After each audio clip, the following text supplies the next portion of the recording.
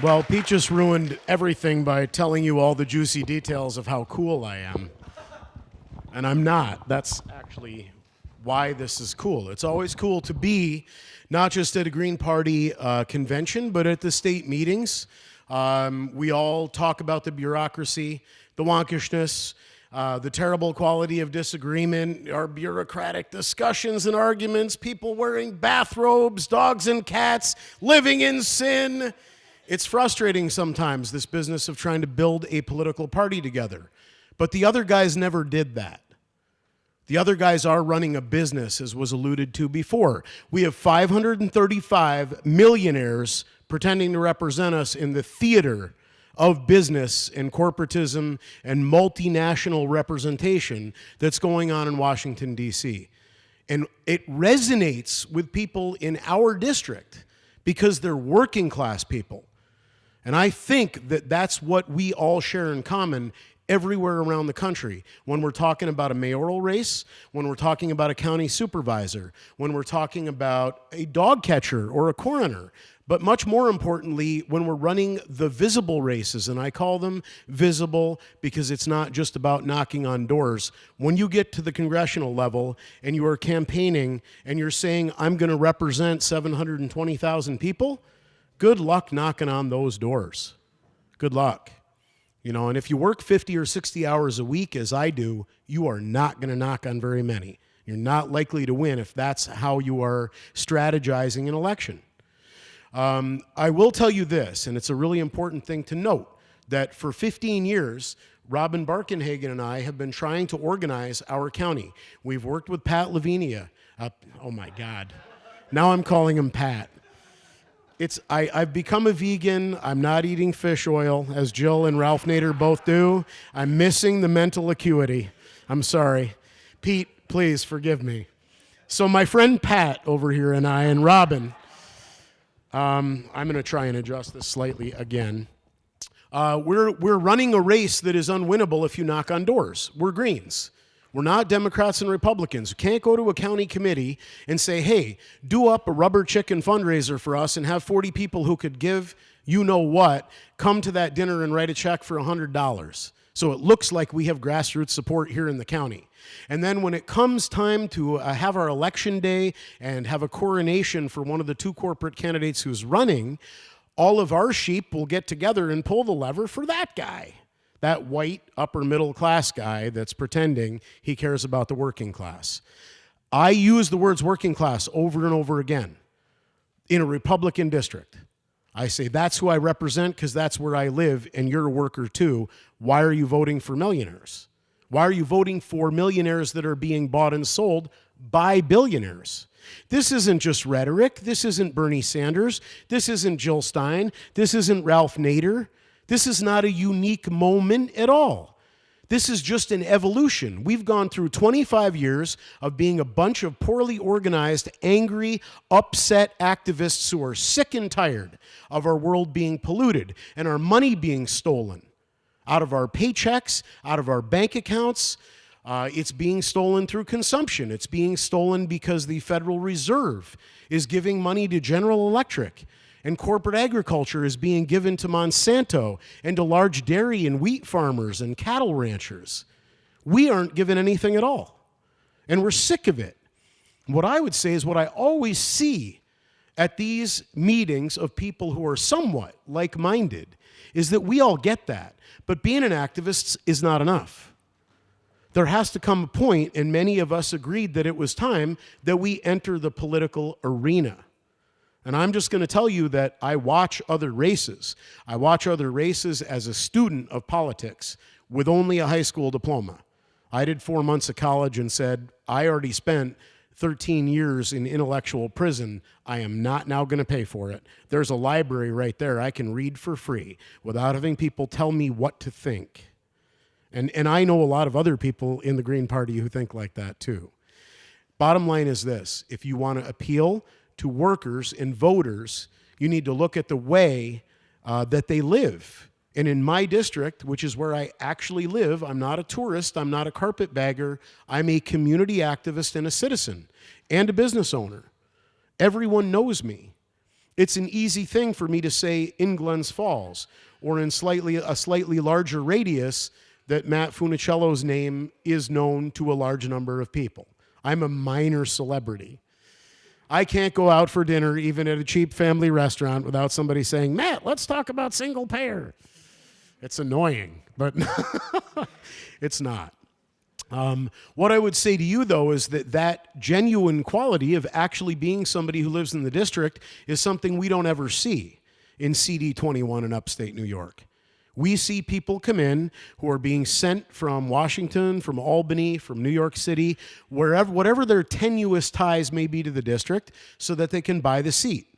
And they use defense industry money because Fort Drum is there.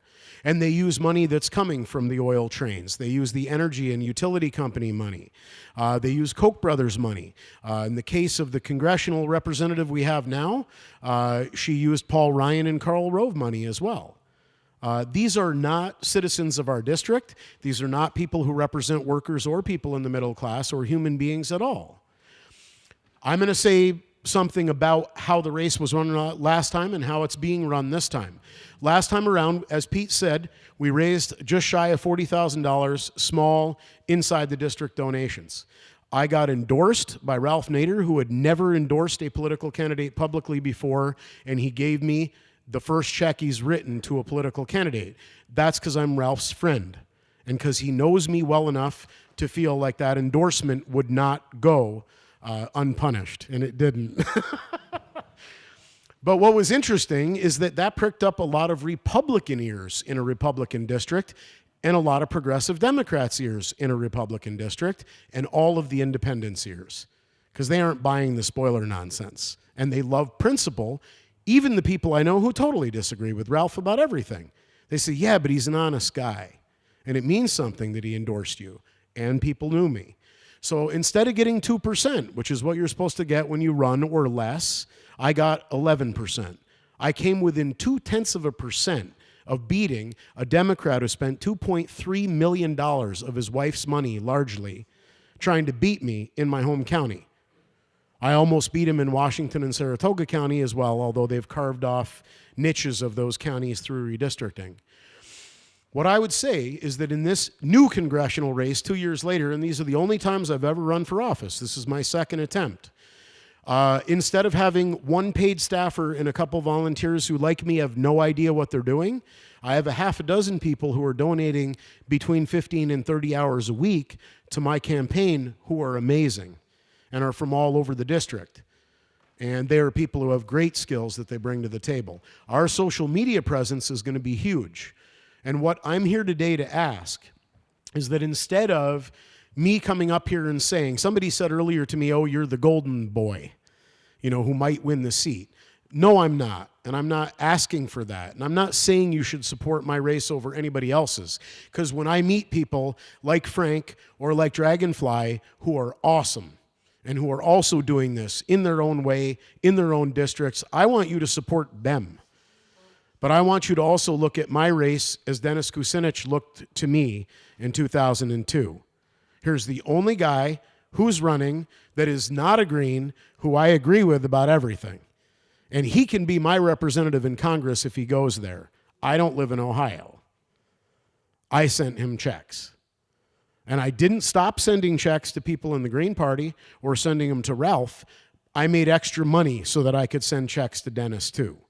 I want you to think about doing that with my race. I want you to look at it online because the demographics of this are that if the Democrats had been smart and not run another tourist, to be polite about it and use Ralph Nader's term for carpetbagger, if they hadn't run yet one more to replace the very young, millennial, inexperienced, not particularly knowledgeable congressional representative the Koch brothers have saddled us with for now, they would have sent us a woman who was a progressive who could mirror Bernie's agenda. Because every county in our district, 12 of them, 12 counties, went for Bernie or Trump by margins of 30 to 55%. It is the year of the outsider in CD21. I don't know what's happened in your CD or in your U.S. Senate race, but I know in my congressional race, every single county's hungry. Instead of having to find an American Legion or a library hall or somebody's basement or a house party to go into where they're not embarrassed to have a green show up, I'm having people ask me and I'm having scheduling conflicts. That's how it's going to look this time around. I've already been near endorsed by 2 of the major papers, and as Pete said, I was endorsed by 4 out of 5 of them last time. They're taking me seriously. I'm not an issues race. I'm not a protest race. I am not a novelty candidate this time around. I'm real. They know it. They're treating me as such.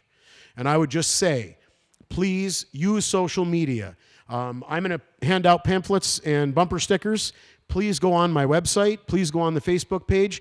Take a look at what we're doing with videos for social media, short videos that are all kind of issues oriented, very homey, very, one take kind of things. The response to them has been unbelievable. Those of you who are running, I would say please do the same thing. Get your iPhone out or your Android and do that. It really has made an amazing impact. But I would also ask you all, if you can afford $10, $20, whatever it may be, I certainly could use it. I would love to have your help. And I want to say, we are, without question, standing on the shoulders of people like Ralph, who's the reason why I'm a Green. I love that man, and the Democrats will pay for how they vilified him, because they're vilifying every single one of us who wants the working class to have representation. And may they rot in a very nasty place for thinking like that. Because I am not in that boat with them at all. Principle is how we get elected. Thank you.